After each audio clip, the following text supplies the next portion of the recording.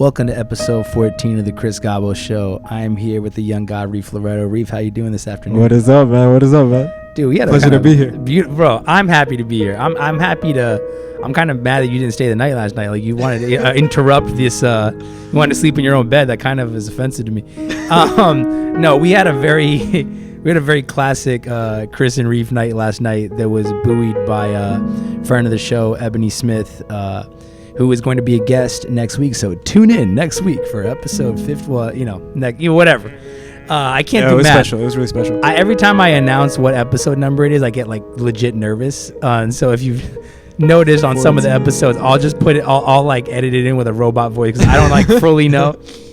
But nah, man, this week has been, it's been kind of an intense week, but it was capped kind of perfectly last night. We're very, very lucky that Ebony invited us, extended the invitation to Grammy Mixer event that she was hosting with her company Gender Amplifier, sponsored by Output. And dude, it was just like so special, man. It was so really special. Yeah. And the culmination of the evening was a Pass the Aux event in the, I think it was the B room of the studio. And it was just like, we've been to Pass the Aux events before. And for those listening, if you are shout out Farshariat, friend of the show, who was on last week's episode with my boy Kareem. That was very, very beautiful. But if you're tuning in from the Hollywood side of things, a Pass the Aux event is when people gather in a room, usually a studio with very nice speakers, and, play their own music, right? So it's not like an open mic in the sense of you're going to do something live. It's like, nah, I'm going to play a joint off Spotify. I'm going to play a joint, off like a private disco link or whatever, and show you guys one or two of our songs. And usually it's strangers, and that's what's important, is you're kind of testing, like, does this record work? And also you're testing your mixes. You're like, what does Richie Beretta's mix and Dave Kutch's masters sound like in this space? And then you're like, ha ha ha, it sounds amazing. You know what I mean? So everyone was playing joints, and we've been to some events before where it's like, it's not even that you're like, oh, like we're so much better than anybody, or we're so much, but it's like, it's not high level shit, you know what I'm saying? Or you have to like pretend and be polite that you like other people's music, right? Last night was like the opposite. Last night was like the Olympics. Everyone there was working at such a high level. Like, this is not a place to come and play a demo. Motherfuckers' mixes were like real mixes. There was people with, because most people there either have a deal or have a real manager. Let's put it this way. This is music that is coming from the soul, and is coming from a place of hunger, and that is coming from a place of commercial intent. You know what I'm saying? Like, nobody here is trying. That's a good combination of, like, that's a good way to word it. Yeah, it's like, I'm glad you think so, because it's like, I'm trying to speak to the quality, but also to the intention, right? These are records that are like supposed to win. You know what I'm saying? And one thing that was very, very moving to me was that everyone was nervous. True. You know what I'm saying? I was nervous. Yeah. I know you were nervous, but then I realized, I was like, oh, we're not the only ones. And there are people here who have publishing deals and producer deals, and who are like really at labels, and like, is some of the people even who like we were talking to who were like, oh, I'm not going to play a song tonight. No one was like, I'm not going to play a song because it's so good that it will blow. No, people were like, I'm like, it might not be good enough. And then, because everyone exchanged information, I would go and like listen to the people's music who didn't play music, and I was like, this shit is incredible. You know what I'm saying? Yeah, absolutely. And, oftentimes I think people use the word nervous in a negative way. To me, it's the most beautiful thing to witness, because it means you care. Make no mistake, baby, you fucking with the best of them. My elevator cup will knock the snot about the rest of them. So if you doubt the kid got hard up in his chest pops, you got me fucked up like ex-cops and gem pop. Don't touch that dial, cause there's nothing else on. You might just as well listen to the next episode of the Gabo Show.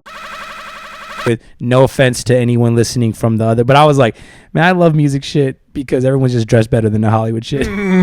Which is just, it's a factual, You know, everyone's hot. Obviously there are hot people in Hollywood. That's professionally, you need to do that. But I don't know. I'm just it's you know, obviously people want to stand out in Hollywood, but they also want to sort of be unoffensive. You know, whereas musicians are always trying to stand out. You know what I mean? So like everyone was like dressing, the lights were beautiful, and it was just like a very ill environment. You know what I'm saying? And it feels different to show music when you're in a room where there's instruments, where there is a live drum kit, where there is like, you know, paintings on the wall, and it just has like a vibe, you know? Yeah, absolutely. Did I accurately? Yeah, this is good. Very good. Yeah. Like, I mean, I guess I'll share a little bit about my own experience. Please. Last night, number one, like I appreciate the invite. Like it really meant a lot to be there. I was just passing on from Ebony. And I was immediately like, to me, the whole thing was very intentional. The way things were laid out, the way the food was arranged, the way they had. I'm not sure if it was some teas or some. There were like things on a large table in the main room, and I didn't know what to expect. Right, like I had no idea what was about to happen. And so we walked in. People were like talking amongst each other, very chill, very laid back. And then Ebony was like, "Oh yeah," and like in the studio in the back, like people are playing their music. It's a pass the aux, play your music, and the invitation was extended to everybody in the room, and which is fucking cool because from really the interns to the anyone could play records. Yeah, absolutely. Like my mom could. If I brought my mom, she could have played a record. Yeah. And so we walked back there, and it was really incredible. It was a really special, beautiful space, moment, and the music was magnificent. Dude, like incredible. really, the bar was so high. Everybody's music was just unbelievable. Yeah.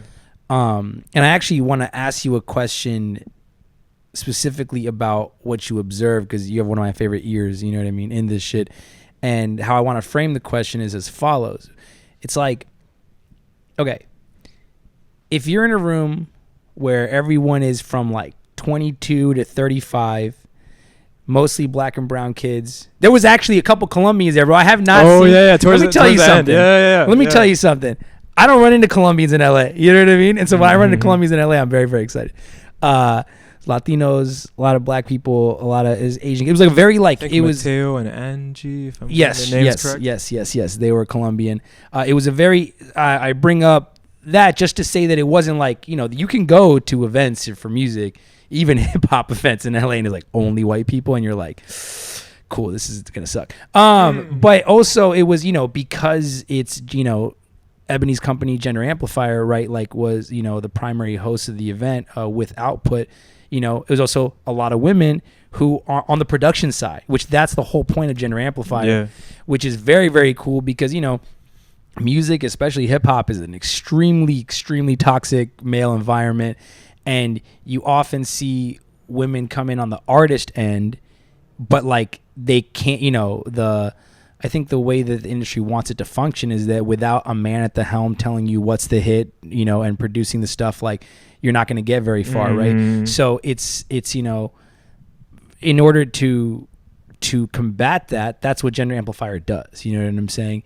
And so it was beautiful. Very, very ill to see, you know, and that's a part of Ebony's whole mission as not just as a musician, but as an executive, is to, you know, empower women and women of color specifically to be to shine on the production side, on the engineering side.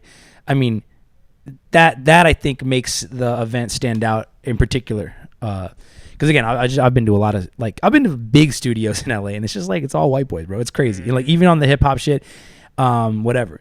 So yeah, the room had great artists. It had great producers. It had great engineers as well. And the level of attention, the level of detail put into the mixes was like impeccable. The level of attention put into everything. I mean, dude, that one of the things that really stood out to me is I was like, everyone's vocal production, it was unique and high end. Like the thing I was shyest about, I played a joint called Government Name off the new record that's not out. And I was like, you know, I've been trying to push myself, me and Richie hand in hand, the last couple years to kind of let my voice be naked. You know what I'm saying? To like, I'm trying to figure out a thing where it's like, you know, I bring this up a lot.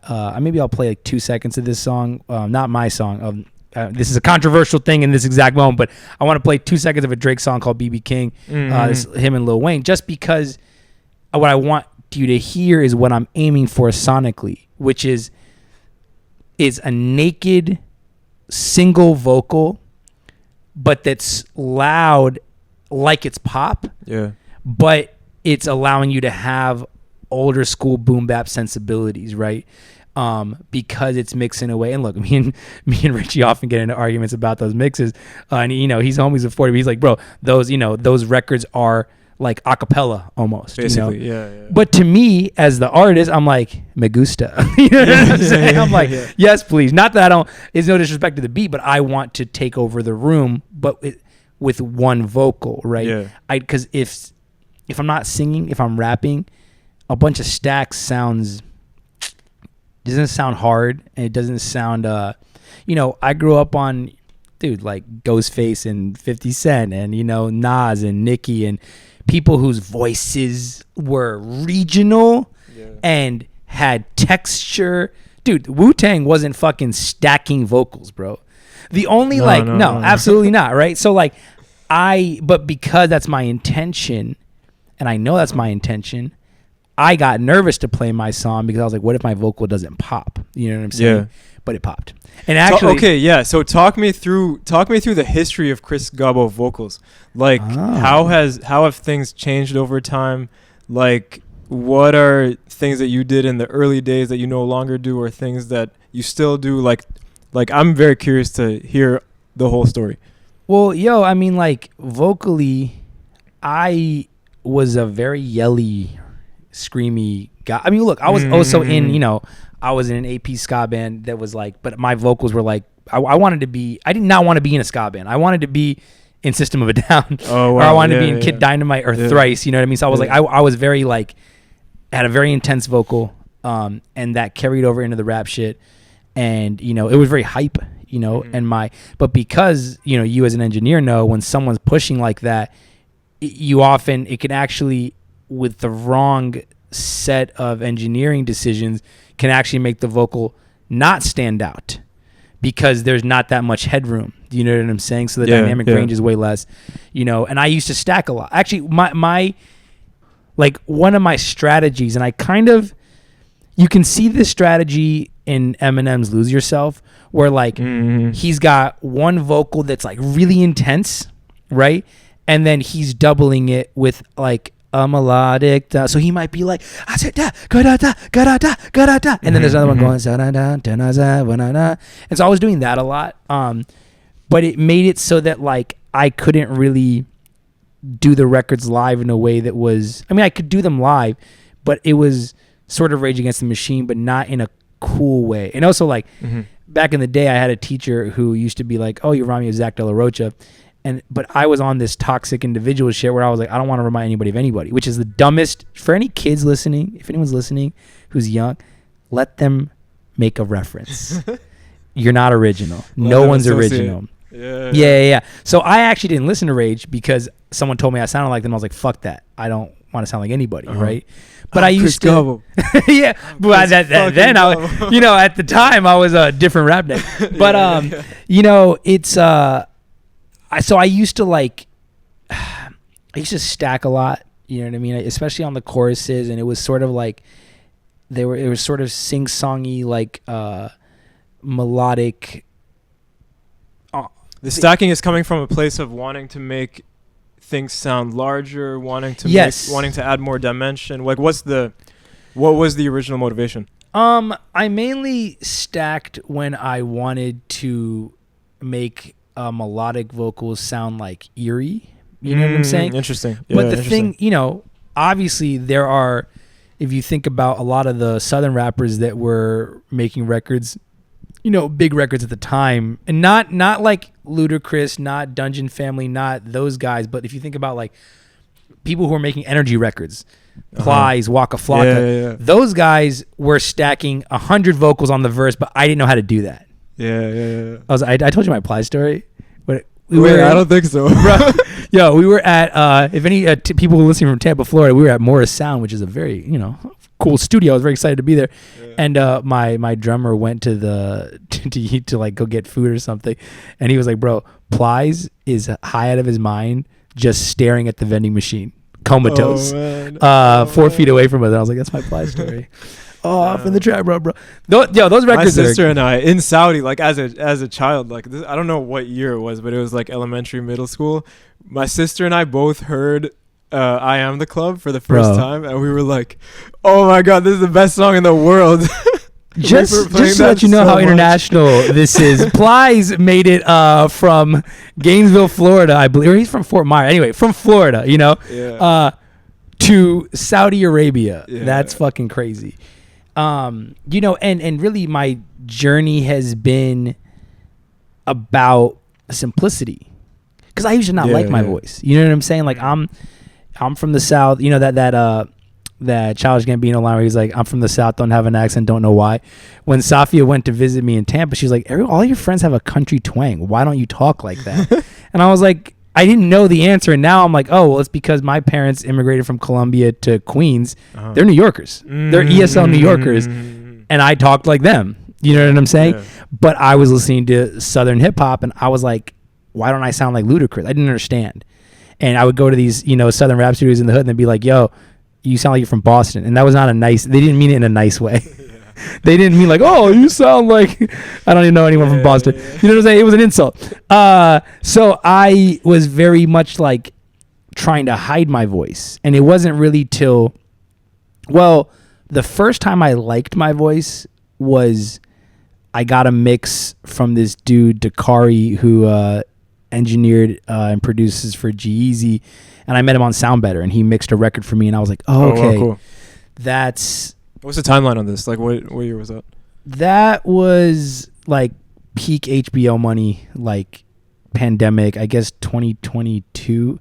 I think I know this because I still have to pay those taxes because we're still in it. I had a business. We may or may not talk about music business in the B block, but that was a time where I learned a lot of hard lessons. But one of the lessons that I learned was that I actually liked my voice quite a lot when I left it alone. Yeah. And when I let it be a little deeper. Do you know what I'm saying? Because like sometimes I couldn't tell. I was like, is my voice high or deep, or what's the deal? You have a very deep voice, especially because you're like, how tall are you? 5'6". I'm 5'7", but you have like a very like, you don't expect your voice to come out of your body. That's when I hear you. Is that weird to say? It's interesting. It makes sense. I feel like I have different voices, I guess. Yeah, but your speaking voice. Like my speaking voice. Well, okay, but this is, I think, a difference in us is like you have a thing that you do because you vocal produce yourself, right? That's true. Yeah, I've spent a lot of time. Like I've spent many times hours in a room by myself with a microphone, testing things out, like recording something, listening back to it, listening to references, being like, okay, what do I like about this? What do I not like about this? And for sure, over the years, as a musician, like as a artist who records and produces a lot of my own stuff, I have found, like I've kind of arrived at certain vocal chains, ways of processing my own voice, like techniques with like width and things like that I have come to really like. This is interesting because I'm going to ask you about your vocal chain in a second. I want to finish answering this question, and then I want to hear a little bit about that because, dude, I think of myself as a very disciplined person, a very patient person. I've like, otherwise I wouldn't be able to write novels. I wouldn't be able to write a movie. I wouldn't be able to do any of this shit. But I don't have the patience for that. For some reason, that sounds, and by the way, I have to listen to my voice a lot, and I like the sound of my voice, and I listen to my demos a lot, and for this show, I have to listen to my fucking voice. You know what I'm saying? Mm-hmm. But I do not have the patience to vocal produce myself for a minute. What is it like? What's the thing? like, what is it about sitting down and with the? Is it like the laptop specifically? Is it like the tech related stuff that gets in the way, or it's just like I want it to sound cool immediately. Yeah. And I have the, it's a good question, man. I don't know what the answer is, because like if I was like a scatterbrained person who never accomplished anything, then I'd be like, oh, okay, I just don't have patience or discipline. But I'm like, I clearly have patience and discipline. Absolutely. I just, for this thing, I don't, lately, look, because I've always written plays. I've always written movies. I've always, acted. I've always done other shit, right? It took me a long time to even focus up to sharpen my pen as a rapper. You know what I'm saying? And that's hard enough. And you got to understand, like, the people that everyone I knew who was like really good where I'm from in Tampa was either, there was one guy who made his own beats, right? But everyone else had partnered up with somebody. Sure. And I just thought I needed to specialize. I was like, why would I realized that, like, and again, maybe this is a bad calculation, but I kind of thought like my time was better spent making money and paying someone so that I could just jump in the booth and be spontaneous. Part of my style is about spontaneity and energy. So maybe the answer to the question is that in every other aspect of my life, like when I'm writing a novel, dude, by the way, I'm about to tap in starting Monday. I'm finishing this fucking novel. I'm writing this for 2 years. It's going to be done. Wait, no. Muses. Yeah. Right? Muses, book 1, baby, 1 of 8. So anyone at AWP, if you want to buy a fucking novel, you can. But it, like, that is a very deliberate process. It's like, and my writing as a rapper is also very deliberate, but the performance, it's about, let's put it this way. If I'm having a shitty day, if I'm depressed, if I'm tired, if I'm hungover, you can't tell on the page in the novel. You can't tell on the screen in a movie, in the TV show. When you see my episodes of Mo that just came out, you know what I mean? Like, you can't tell that I was tired or not tired when I'm writing them, because it's written and then it's translated through production on film. Whereas like you can hear it in the voice. Yeah, absolutely. You know what I'm saying? So like anything that slows me down vocally or like frustrates me, it's no longer fun. I make fun music. You know what I'm saying? I make emotional music. Like, so in order to get there, you have to be able to, like, I mean, dude, if I had all the money in the world, I would, pay Richie Beretta to live downstairs, and I would just go down there because I know how, like, he has found my vocal tone. And by the way, your voice, just like your body, changes. Absolutely. You know what I'm saying? Absolutely. And so, like, I said, okay, 2022 was the first time where I liked my voice, but like on these new records, I love it. Yeah, I really love it. Yeah, and how'd it feel last night? You played 2 joints, right? I did. And I did. How what was that like for you? Well, so the first one, Government Name, I felt really good about it because a couple of strangers made a screw face during the verse. Nice. And Ebony was like, this sounds like UGK. And I was like, stop. UGK? I was like, that was the nicest thing anyone's ever said to me. The second joint I played was We Invented Love, which is me and you with Chris and Jesse's instrumentation. And that, I felt very naked during the verses, even though I loved them. But I felt so confident during the chorus. But because there was drums and because there's a little more vocal production, it made me feel a little more modern. It made me feel a little more in step with what else was going on there. Sure. You know what I'm saying? And it's just, look, when we're talking about, rap voices of the 90s and the 2000s, right? Like, there's idiosyncrasy.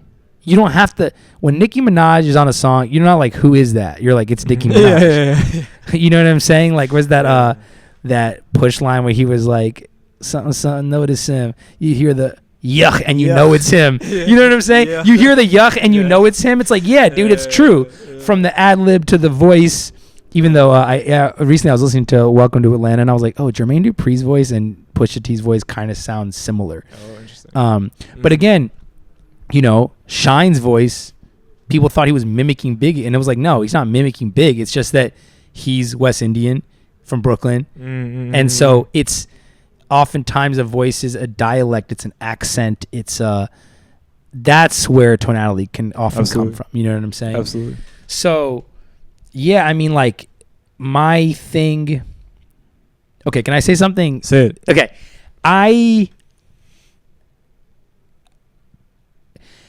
vocal production can be very emotional, and you can kind of like your vocal chain can become, you know, we saw it with like, you know, when Kanye started, you know, using auto-tune. Mm-hmm.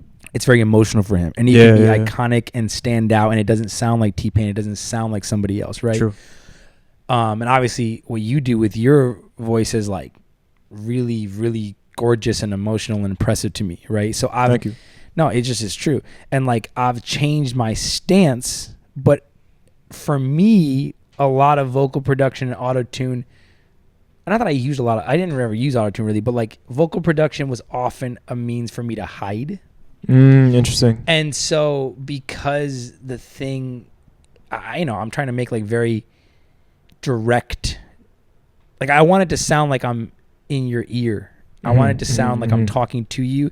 I want it to sound like if you listen to my records and then you're at the grocery store and I am there and you've never met and you're a fan, I say something like, oh shit, that's that guy. I want you to recognize it. Do you know what I'm saying?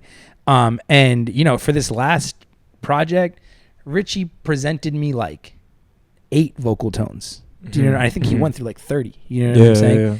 And that's just on the naked single vocal. You know what I'm saying? So it's like that's. But again, I would say like, oh, I couldn't. I'm sure I could, whatever, right? Like if I just quit everything, right? But look, I'm gonna learn to vocal produce myself a little bit this year, just so I can start putting out freestyles, just to like not bother you. You know what I mean? But the second you're done with your fucking real job, then I'm gonna be like, yo.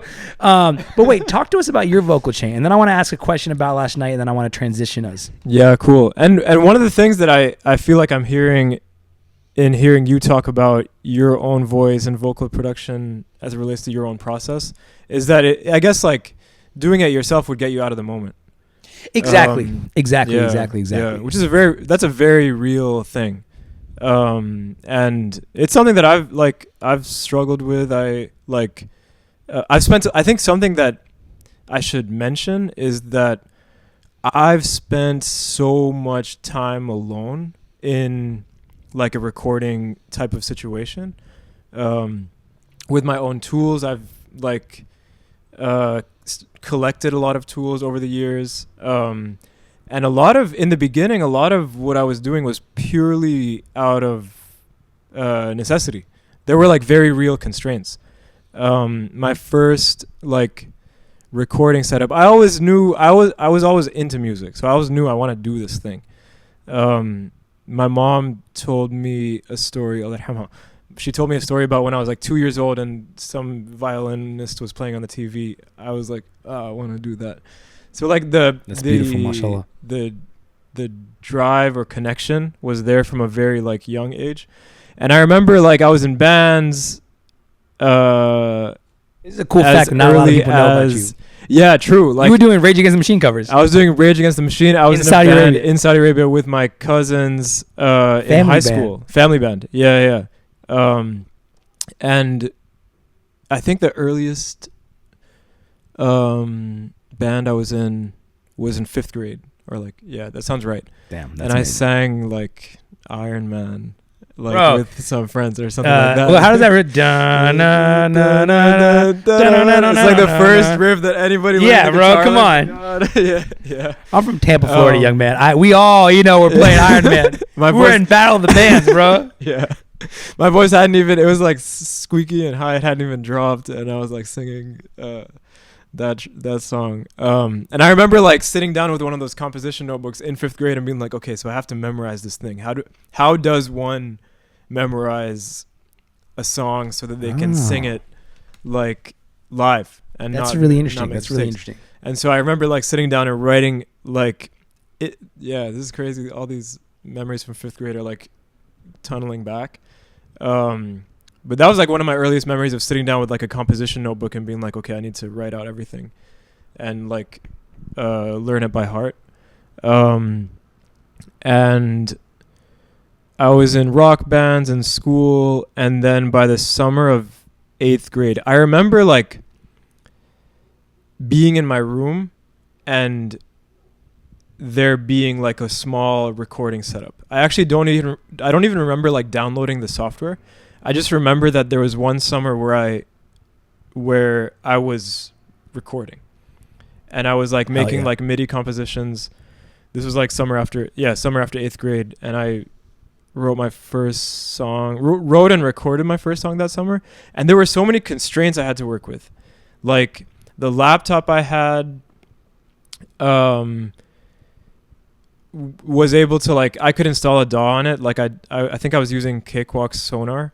I remember Cakewalk. And I had like, my mom had gotten me a keyboard, like a Roland like live keyboard, like electronic keyboard, kind of synth. I figured out how to like connect that to use it as like a MIDI input. I didn't know how to export. And so I was like, okay, so I have this thing. Okay, I play this thing. I see the MIDIs in the computer. All right, I kind of like this. But now how do I get this out of the computer? And I'm sure there was like an file bounce or like file export, but I didn't find it. And so I went to the mall and I bought a Tascam like recorder. But that shit is so practical, bro. And I had the output. I put a like aux cable from the laptop to the Tascam thing, and then press play on the laptop, press record on the thing, and that was how I got the first. I was like, okay, now I have the instrumental. This from the instrumental, I'm gonna make a verse. I don't have a mic, so then I asked one of my teachers who organized the rock band. I was like, hey, can you help me? Your teacher organized the band? Actually, 2 teachers. Shout out these 2 teachers. Yeah, that's crazy. That's awesome. Mr. Craig, Mr. Tolfson. I was like, hey, I'm like trying to make this song. Like I have the instrumental, but I don't really have a recording, like a vocal recording setup. Can I come into the school and use the school's equipment? And that's awesome. They helped me out with that. And that's when I recorded like my first ever song. And I had to like also memorize and come and be like, all right, okay, I'm gonna do this. What was the genre? Was it a rock song? It was rap. Oh shit. The song was called Plan B. Was it about Plan B? Plan B, like the contraceptive pill? No, I didn't know anything about that. Yeah. We had different experiences in that regard, I believe. Oh man. I was listening to like Outer Space, Jedi Mind Tricks. It was like I was like making like Socrates rhymes. Wait, okay. Like I'm not gonna do this live, but eventually I want to hear that. So I have my first joint ever, which I bet you yours is a lot better. I bet you yours is on beat. Man. It's not like I got home and then I listened to it and I was like, oh shit, everything is in the left headphone. That's the least of my concerns. Left headphone that's unacceptable. Man. If you have style, that's cool, right? And But I guess why am I saying all this? That's how it all started, and like from there, all I knew was like I want to get good at this. Like I like doing this stuff. I like the process. I like taking something from like idea. It's not even idea. I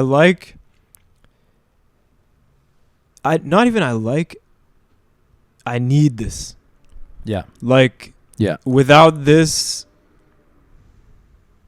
either life is incomplete or I'm incomplete or like there's a big thing that's missing. And I can't not do this. And I think that's like what the original feeling was. And so all I knew is it wasn't even a choice. It's just like you're gonna do this. Yeah. And like by the time I was in high school I had like Logic, and on every family trip I got like a big textbook on Logic, and I read it like, see, that's the difference between you and me. You did that. That's crazy. I wish I'd done that. I read the table of contents and then I read the first thing. Then I was like, okay, this is the key command to like turn a clip into something that you can loop. and like this is what the mixing of you does. Like, and I sat and I read like every paragraph, and I had like the computer next to me, and I was like, okay, they're saying to do this, and now I'm gonna do it over here. Oh, now I understand that this thing, or like this way to use the tool, and I was always recording stuff, like, and originally, like, if we go back to like high school days, what I really wanted to be was a rapper, and everything else was in support of that. No, same. And so all the production stuff, all the like the desire and pursuit to get better at like one or like more instruments, it was all in support of this. Like, I want to I guess wanted to make like, beats to rap over. Yeah. You wanted to really yeah, no, exactly, dude. That's to me, I feel like I relate to that a lot. I have some beat, dude. I'll show you one point. I'm not gonna put it on this podcast, but I'll show you my first song. Yeah. It's horrible. I mean, when I say horrible, I mean like laughably, man. I would, like music to get you beat up to. You know what I'm saying? Like really, really bad. But no, it's I think that's what was present for me last night. Was I was like, oh, like all these people have committed to this in some real way. Like all of these people in this room probably have a similar story to us of being like, I have to do this. Otherwise, why the fuck are you in Los Angeles? Yeah. Why the fuck are you at this Grammy week mixer? Why are you playing joints? Why are you like here trying to network and shit? It's like, it's because it matters to you. You know what I'm saying? Mm-hmm. So why don't we transition? I actually want to play a joint from an artist that we met last night, Jamila Vidal. Do you have that linked up? Cool. Yeah. And while you grab that, so maybe that we don't edit, I just want to say that, like, man, I'm very, very, that was just, that was my headphones. No, I'm very, very grateful, to have met you, bro, because it really, like, and this is all, because of Hisham and Raneen, honestly. Shout out Hisham and Raneen, friends of the show, because, that, it really, like, not a lot of people are willing to take risks. Everyone, when people talk about risk, you're like, oh, you think that it means, I don't know, like spending a bunch of money, or like, making a decision that's dangerous. You just said my favorite word. What? We can make a whole episode about that one word. About risk? Yeah. But, one of the great risks is committing your life to something, committing all your time, because we have such limited time on this earth, you know what I mean? And it's the one thing that we can't get back. It's the one thing that is truly the equalizing principle here. And to spend it, making rap records, to other people, that is a risk. You know what I'm saying? And the only people who succeed in the thing are the people who are like, well, actually, it's not a risk at all, because the risk would be to not do it. You know what I'm saying? The risk would be... I mean, 100%. For real. So I want to shout out an artist we met last night, Jamila Vidal. This is her song, Issa. On Spotify, you can find it, ISSA. That's Issa by Jamila Vidal. Let's play this shit.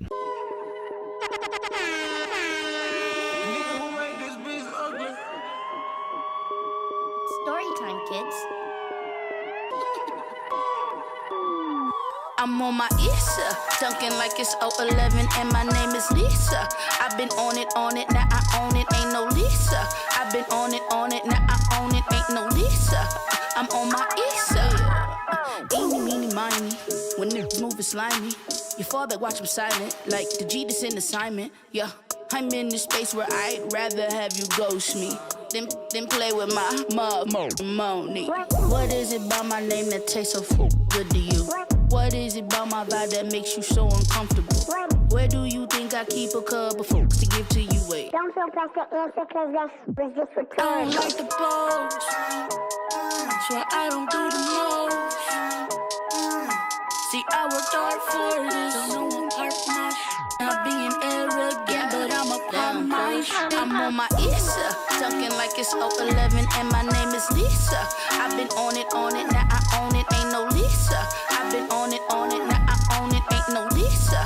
I'm on my Issa. Kush, this beat go fucking stupid. They gon' think it's an ambush, but high key, yeah it is. Here we are, we the answer. You don't get our banter. We grinded our ass off, we ain't get any handouts, and now we on some new shit with some light drip. Ice in a dope fit. We nice. 3 strikes and you out. Don't cry. We be on polite shit. Don't try it. Swear I don't do the most. See, I worked hard for this. Don't know I park my shit. Not being arrogant, but I'm a problem. I'm on my Issa, dunking like it's 011, and my name is Lisa. I've been on it, now I own it, ain't no Lisa. I've been on it, now I own it, ain't no Lisa. I'm on my Issa. These people fucking stupid, they gon' think that's a number.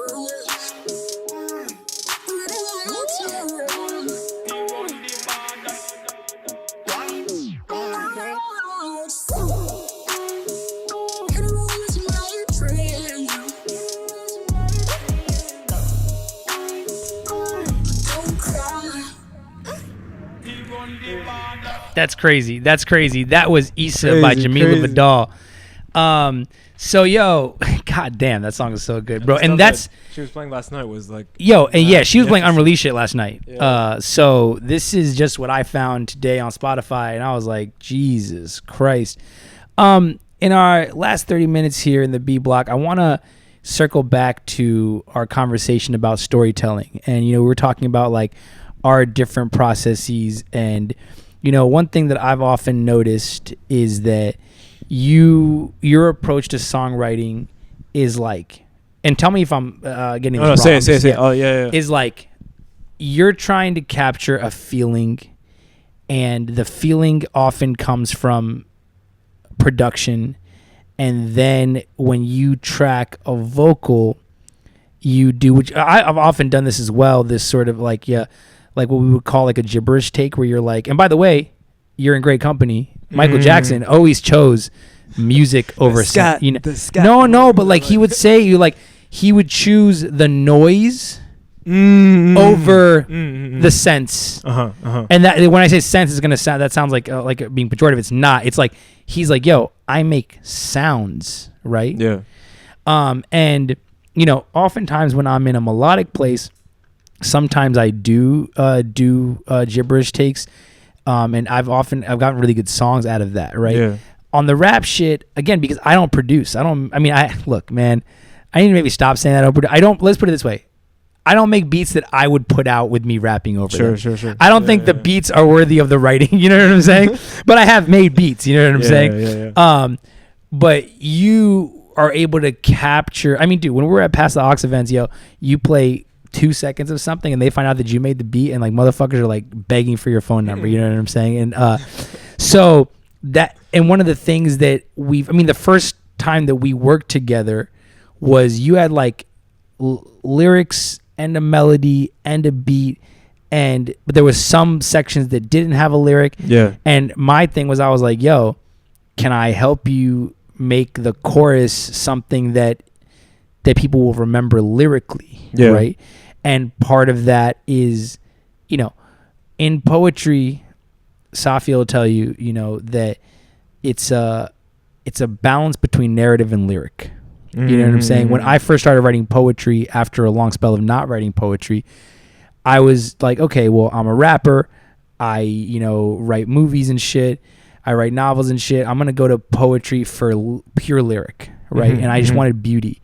And then the first time I showed the poems to Safia, she was like, yo, these are beautiful on some level. There's words here, but what the fuck is going on? There's no narrative here. And then, shout out Patricia Smith, one of the great American writers, friend of the show. When I showed her my poems, I had gotten a little more narrative in them, but there were still these sort of like lyric moments that were kind of purely lyric. And she was like, look, man, you're good when you're describing what you've seen and what you've heard and what you'd imagined. You know what I'm saying? That's the storytelling. And, you know, I had a friend, Andrew Prosser, friend of the show, great actor, great writer, who he used to say, like, yo, you can't leave any of your tools at home. If you're writing a drama and you're hilarious to your friends, that drama better be hilarious because you're hilarious. If you're, you know, sitting there belaboring every line as a rapper, so too must it be in the lyric of the play. You know what I'm saying? All your tools at once. So that's when I got good at the rap shit. And, you know, because I'm, you know, I grew up middle class, bro. I'm from the suburbs, bro. I kind of thought, I was like, oh, I don't, like, the storytelling isn't interesting or something. And then I was like, well, then don't rap. If you don't think your story is interesting, don't fucking rap. Then don't say shit. You know what I'm saying? So that's when I realized that, like, the writer that gets paid by HBO, that gets paid by Netflix, by A24, by 101 Studios, whatever, that guy has to be on the records. Otherwise, what are we doing here? Yeah. And that's when I sharpened that skill, right? And so, you know, I know you have a joint that you want to share today, and I haven't heard it yet.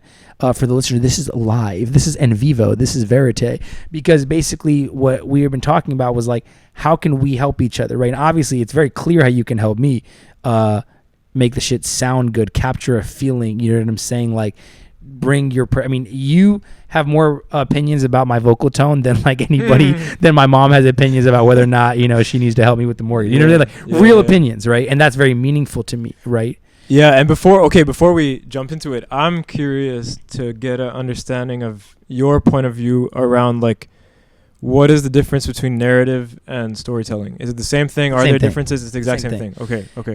And what I would say to you, right, is one of the biggest elements of narrative is it's the study of change. Do you know what I'm saying? Interesting. If you were to see a scene of, you know, me and Safia and we're in love, and the next scene we're talking about, well, who really owns the apartment? It's 50-50 where there's lawyers there. Each scene by itself is interesting, right? But if you were to put that back to back and then you're able to put it and make it rhyme and put it in a song, now you have narrative. Yeah. Do you know what I'm saying? 100%. And it's like the thing has to move. Otherwise, you know, oftentimes when pop music doesn't have narrative, you're like, okay, well, that's why the music has to change a lot. Yeah. And it has to be short. And we can't wait for the next sonic thing to happen. Yeah. Or there is some sort of hypnosis element at play in the melody, in the loop, in the drums. But when you have narrative and all that other shit, that's when you have hit records. Do you know what I'm saying? Like, yeah, I was just going to ask you, like, would you go as far as saying that all great music has to have great narrative, it has to have decent narrative, like how do you I think all rap music has to have narrative, you know what I'm saying? Definitely. But, and again, that's in the, you know, the Black American tradition of the blues, which is also like extremely narrative, right? And I guess what I would say, look, but it can go the other way, right? Because all of my early records, the lyrics were like super ill. They've always been ill. But I was like, no, well, I can't fucking understand you, right? And the beats weren't that good. Yeah. Then once I was able to get like ill beats, and I like was kind of coming into my own confidence as a human being, then I was just like kind of writing like, yeah, like, you know, just kind of style, like swaggy, whatever. But then I was like, well, you don't have more swag than YG. You don't have who the fuck cares, bro? Like now there are records that you have not heard that are like a little bit about nothing. Yeah. And I was proud of that because finally, what do you say? I love that shit. I mean, yeah, but like, you know, being about nothing and being fun are not the same thing. Yes. You know what I'm saying? And so there was a lot of, you know, cap in my rap. It was a lot of like, I was just saying stuff that I like heard other people say that I thought I could pull off. I wasn't trying to like communicate something, but the shit sounded really ill. And I was getting really good production, you know what I'm saying? And I was getting better mixes and all this stuff. And then, you know, the last couple of years has been about putting those things back together. Like, also, language arts raps fell out of fashion. You know, I was curious to hear your perspective on this specifically. Yeah, bro. Like, I mean, we're not in a super lyrical era. You know, the thing about the Eminem, Jay-Z, Ludacris, Missy Elliott, like that kind of era was like, yo, lyrics sold records. Mm. Dude, those Eminem records they're 5 minutes long and have like a 3-act structure. Those Jay-Z records, bro, and the Reasonable Doubt records were musical theater. Yeah. Those were novel. That was Dostoevsky, you know what I'm saying? And they were hit records. Now you think about who are the lyrical guys. You think about like well, actually, Doechii is killing it on all levels because she is actually like. But again, you know, she's signed to TDE, and TDE has a history of extremely lyrical rappers. You know, obviously Kendrick Lamar. You know what I'm saying? Kendrick is. Look, I don't know how much I believe in necessarily the sort of trickle down economics of.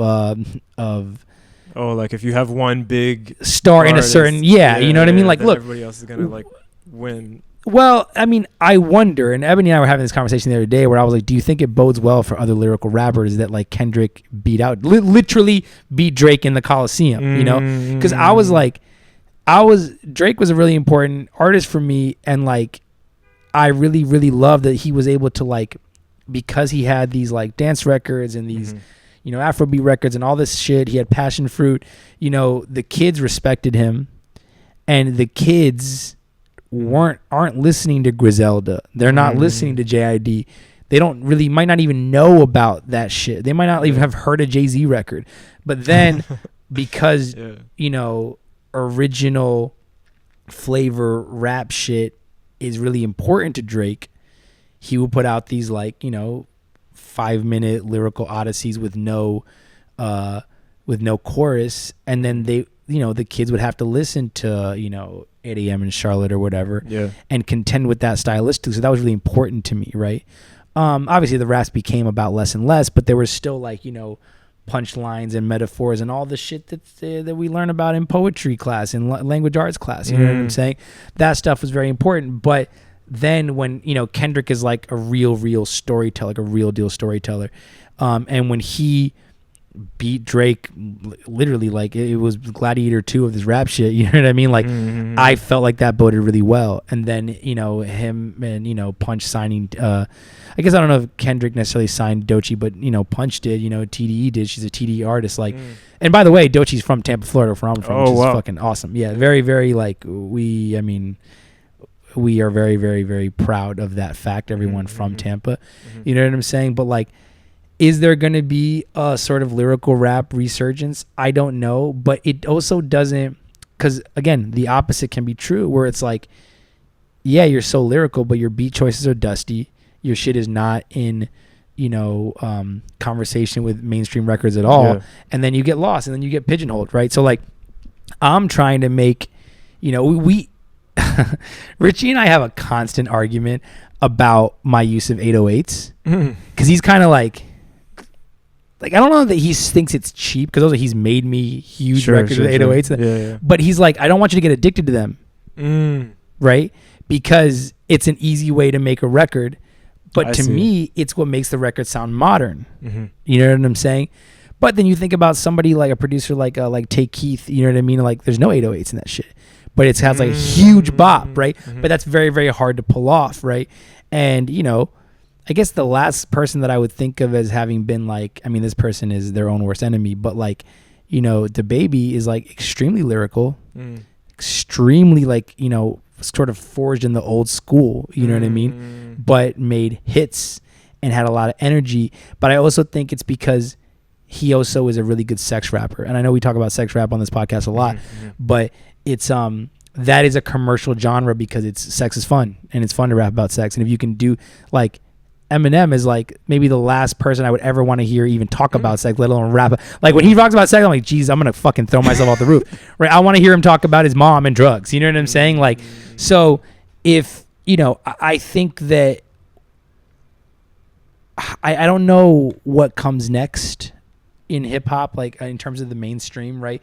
It could be that, you know, Kendrick is one of one, and we're not gonna like, there's not gonna be label support for other artists of that ilk. Or maybe there is, you know what I'm saying? Because again, like Kendrick, it stands out it's special because it's not like the other stuff in top 40, right? Whereas Drake and really 40 changed the whole sound. We all had to imitate him on some level, or you can't be on radio, because the whole thing of radio format is that it's like the records have to have some sort of similarity. Yeah, you have to be able to play one, then transition to the exactly, next one. Exactly. So I know that we have 15 minutes, okay, right? Cool. But I would love to at least open the conversation. I would love for you to play the joint that you have, and let's just talk about it. Because what I'm always trying to do with your shit, anytime that you let me get my hands in there, is like, I listen to the production. I listen to, because you don't ever come with no words. There's always like a couple words. Like, you know what I mean? Yeah. And then I want to know your like intention and see if we can just like in 15 minutes just think of like one line or two lines that are gonna like push the thing forward in a way that you need to capture the listener, because you always capture the listener musically. Always. And we saw it last night, bro. I was like, I always say to Reef, I'm like, this is talking directly to the listener. I'm like, yo, I know that I love you because I'm not jealous. If anyone else, I'd be like, fuck this guy, bro. So play the joint. Tell me a little bit about it. All right, cool. So the one that I'm gonna play, I have a few like that I queued up at the beginning. Nah, play the most emotional one. Yeah. I wanna. All right, cool. It's gonna be this one. So this is a track that I wrote in, I guess, August of 2020. Oh shit. And I recorded this mostly in one session. It was like either a day or a weekend.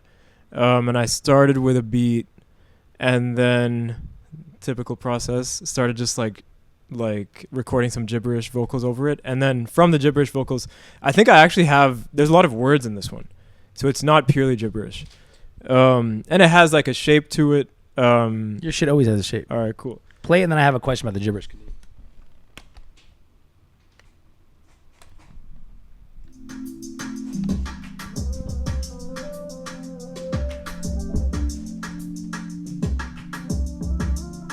Pause for 1 second. Yeah. Just from those 2 seconds, what's the emotion that you want us to feel? This is a good question. What is the emotion that I want you to feel? I want you to feel... Okay, this is not an emotion, but I do want you to feel like if this started playing, if I'm here and this started playing over there, the first reaction that I actually do want is something like, oh, interesting, what's happening over there. Okay, but what... which is not an emotion. I know I didn't ask the question. No. But keep playing. I have.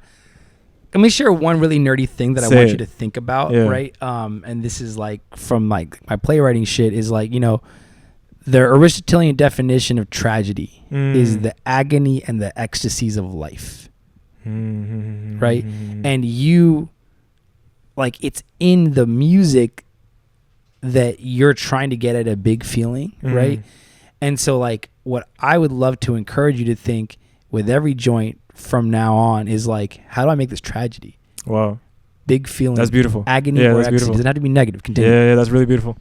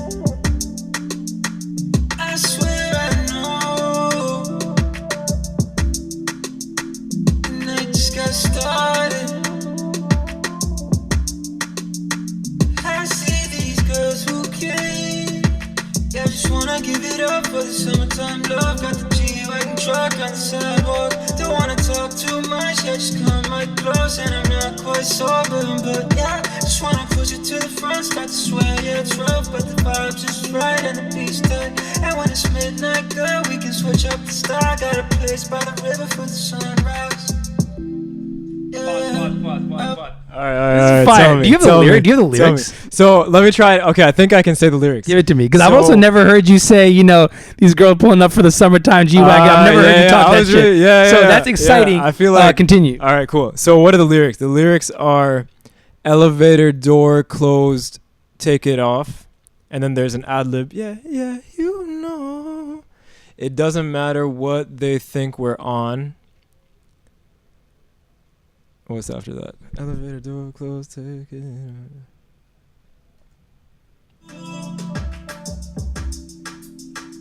It doesn't matter what they think we're on.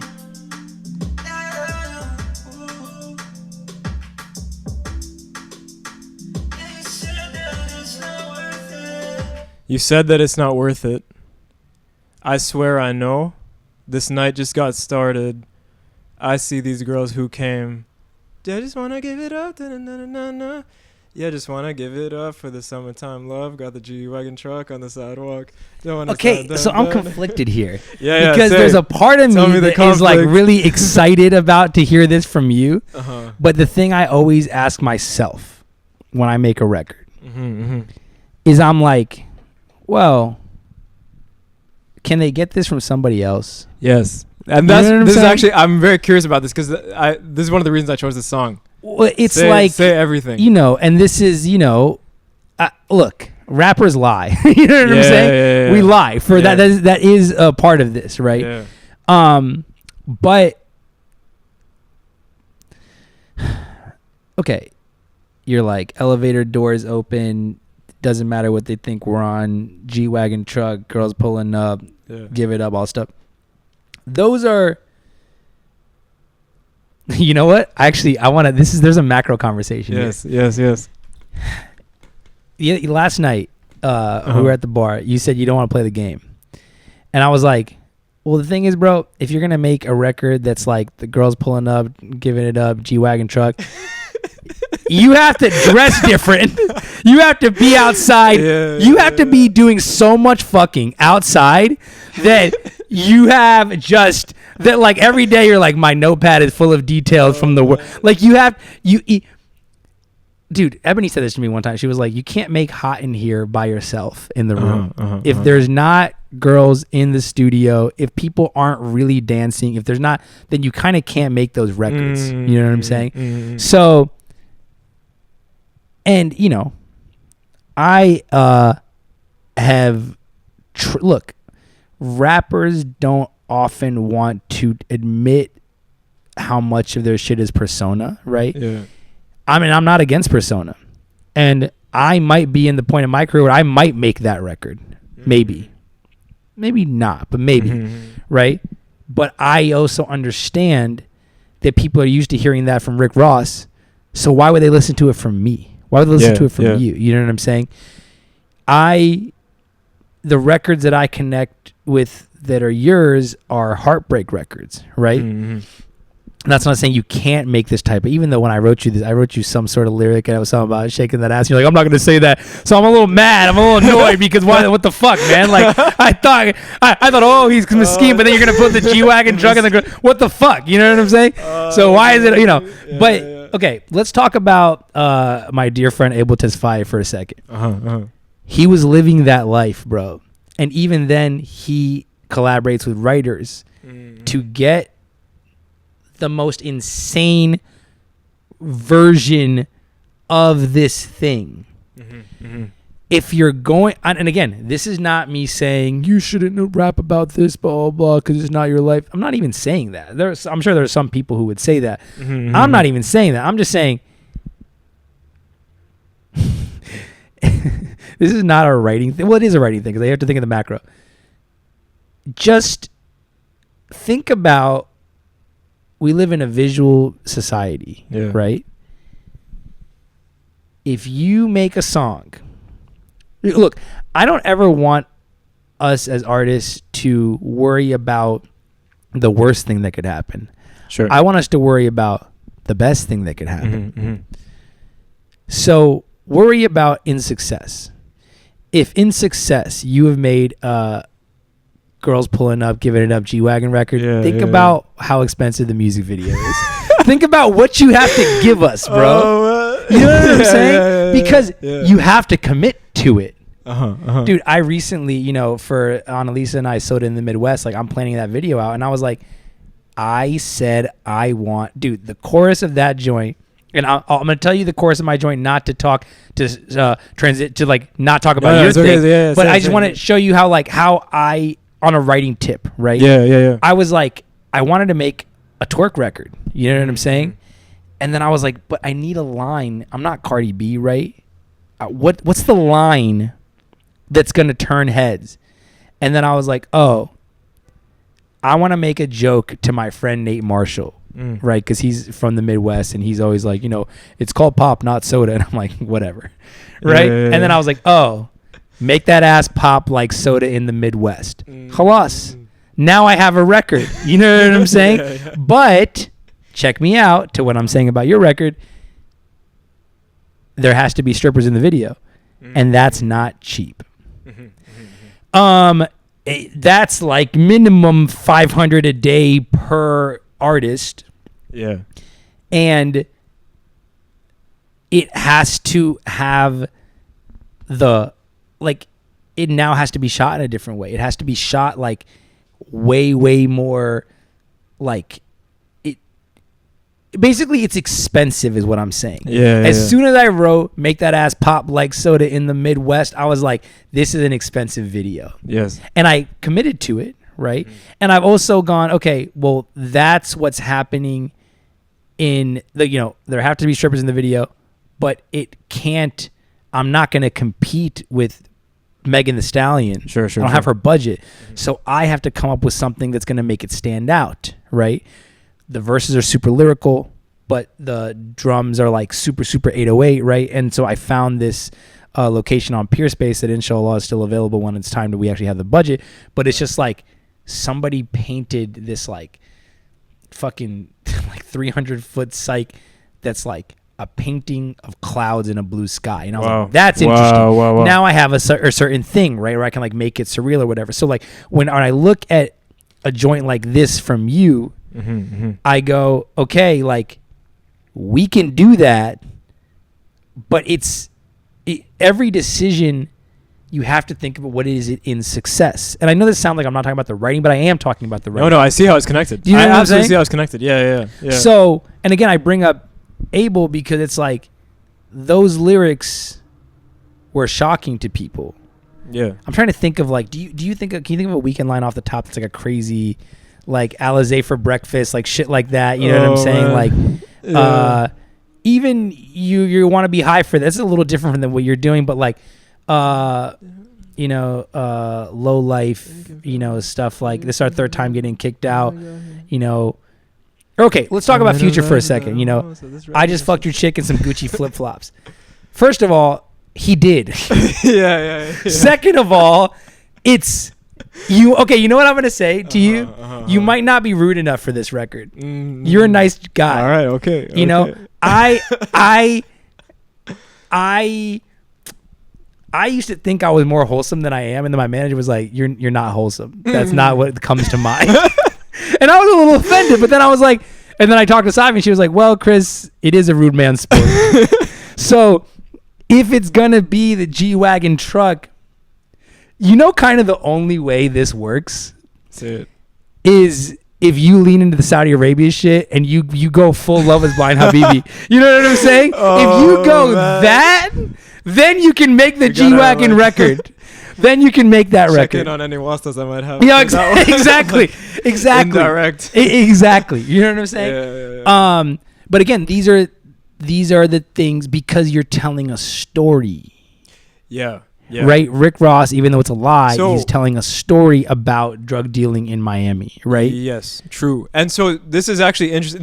I think everything you said is really beautiful, and I appreciate everything that you just shared. I think it's Yeah, I think it's wise, if I can say that word. Please. And spot on. And I think you're so wise, bro. So really, like, sharing anything with you that feels like wisdom is like, that makes me feel good because you bring so much to my life. Really, not to be emotional on the pod, but man, it's mutual. I appreciate it.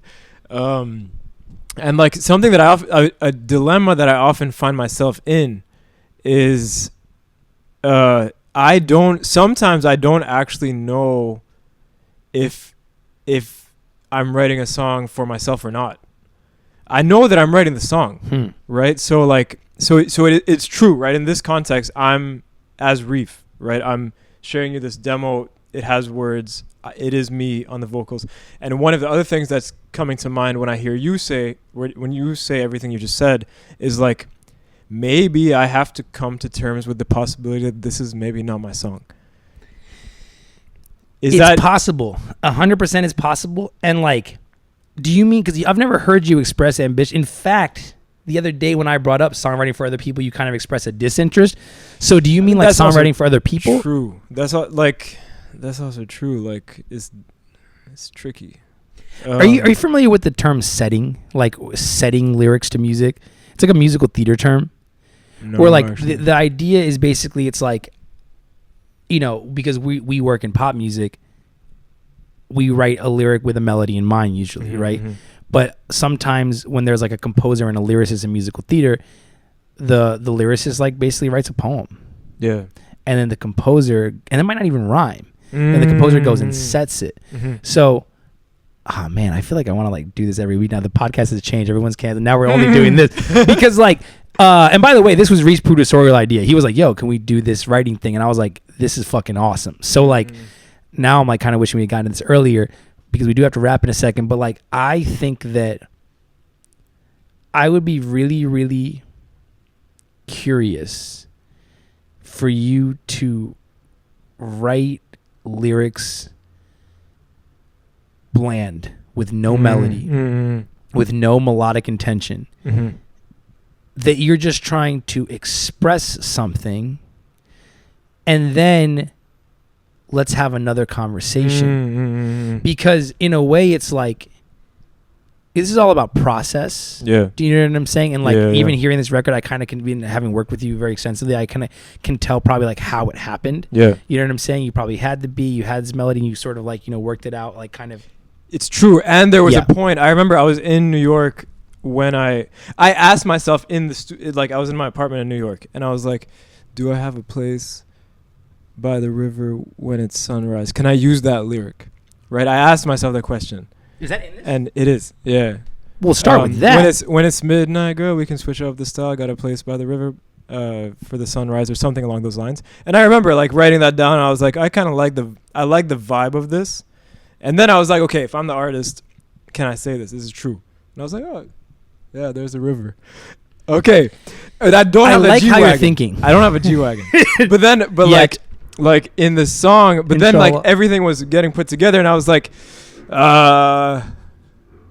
it needs to be there, right? For this, and I was like, I'm putting it there, and like these are like the small decisions that I was actually making in the room during this, like when making this one, and I was pausing. Like I would write something, I would pause. Like, is it true? Like, is this a real thing? Like, I want to say a quick thing though. You can absolutely lie. It doesn't all have to be. Nobody fucking tells the truth. You know what I'm saying? The thing is, there has to be a reason for it. Yeah. Dude, on Medusa, like that chorus is Taycan Porsche don't make no sound. I don't have a fuck. I drive a Honda Accord. Very nice Honda Accord, hybrid sport. Very nice Honda Accord, yeah. It needs to be washed, but speakers are very good. But the reason I let myself do that was I was like, yo, Taycan Porsche don't make no sound. I'm the same way when I make my round. They created an image. Yes. Yeah. You know what I'm saying? Because I was just like, oh, it's electric. It doesn't make any sound. You know what I'm saying? And like, so, and it was actually an exercise of trying to get me out of the like, everything has to be 100% real fucking, like I wasn't comfortable with Persona. So I wrote Medusa to get comfortable with Persona. And one of the ways that you can lie and it's exciting is hyperbole, right? I'm trying like it's not, if I would never, and here are the limitations for me. Like I would never, to me, the difference between cap and literature is cap is when you're like talking about an experience is not your own, or like kind of obfuscate. Like for example, like I'm from Davis Island. It's a man-made island. Derek Jeter has a house there. Like it was a landfill, and then it became waterfront property, and like, you know what I mean? It's the suburbs. You know what I'm saying? There are, the East Tampa projects are 15 minutes from, Davis Island.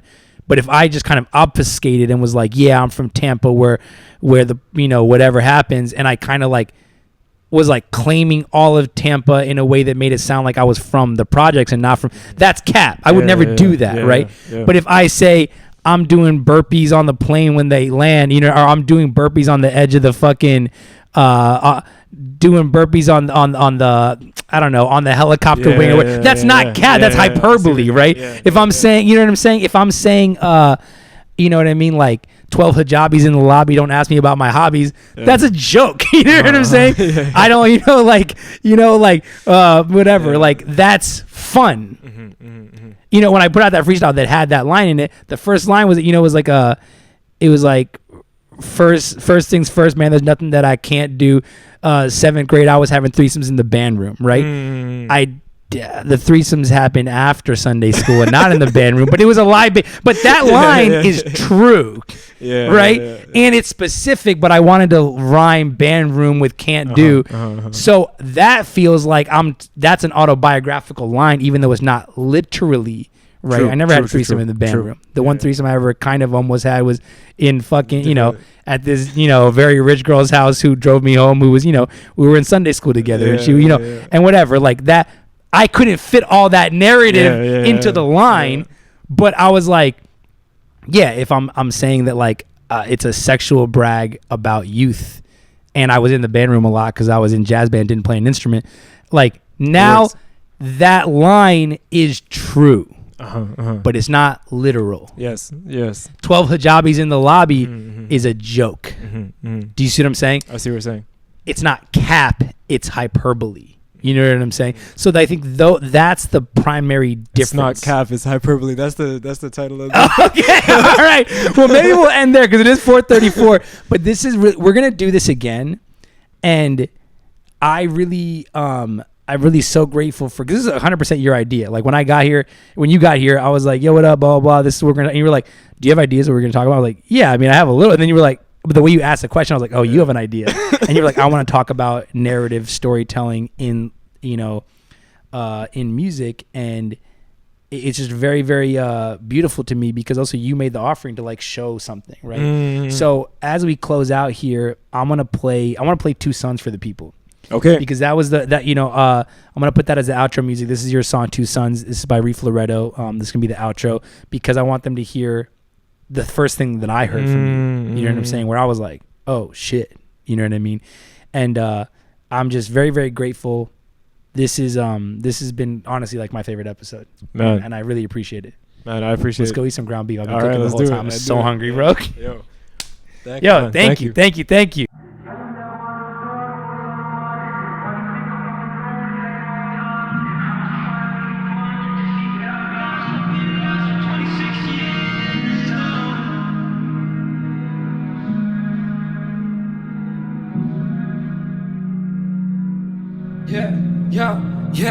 Yeah, I've been running since day one. If God's alive, then he knows that I seen like 2 sons. One's cold and it's icy, the other only shines when I pray 5 times in a row. Goddamn, I was in the snow. Got my hood up and it's all that I know. Every single time that I catch a new flow, I break out of this mode and turn sand into gold. Yeah, I don't go soft, no, girl, I go hard. Get up on the stage and they like, oh God. Yeah, I felt the pain of this world, and I'm sorry, mama, but I gotta break the chains you put me inside. Yeah, break the chains you put me inside. I went to hell and I came back alive. So if you ask me if I'm still scared of this world, no, I fucking did all of my time.